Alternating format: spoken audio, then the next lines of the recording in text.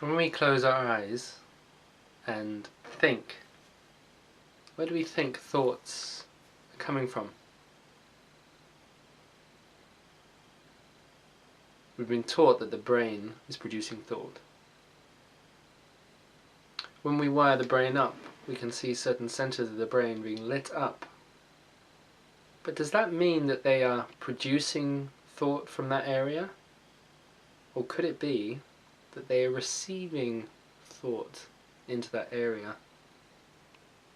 Like the electricity of life is connecting with particular parts of the brain and activating them and downloading through them, becoming part of our chemistry, becoming part of our experience and our perception. But because we see the motion of it in the brain and in the body, and the feeling and the chemistry, we make this assumption that this is where it's produced. It's a windy day and you look at a tree and you see the tree moving. Would you assume that the tree is the wind just because that's what's moving? Do we assume that the brain is the source of thought just because it lights up? No. The wind is independent from the tree and yet interacts with it.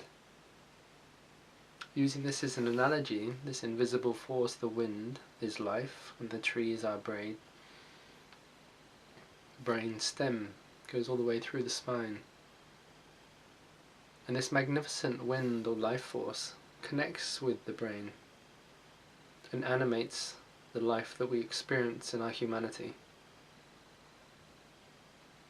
This wind is consciousness, is the intelligence of life, love, joy, wisdom.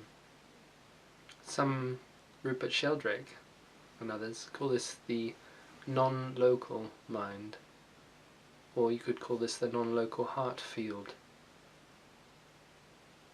So there's this sensation of non-local, i.e. not localized in the brain, rather existing on other dimensions, on other planes of vibration, and yet is able to interact with and bleed through, channel through, flow through, and interweave with the brain structure, so animating what we call thought.